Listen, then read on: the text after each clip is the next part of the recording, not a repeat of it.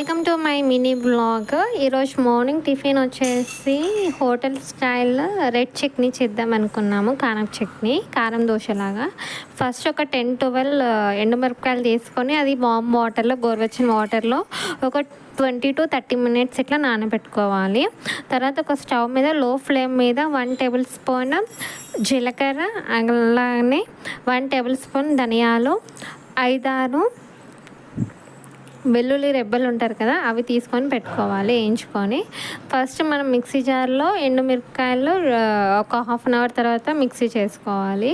తర్వాత జీలకర్ర, ధనియాలు, ఉప్పు, ఇట్లా వెల్లుల్లి వేసుకొని మళ్ళీ మిక్స్ చేసుకున్నాక మనకు కావాల్సినంత కన్సిస్టెన్సీలో వాటర్ పోసుకొని కారం దోశకి రెడీ. నేను ఇక్కడ ఆనియన్స్ కూడా యాడ్ చేసుకున్నాను.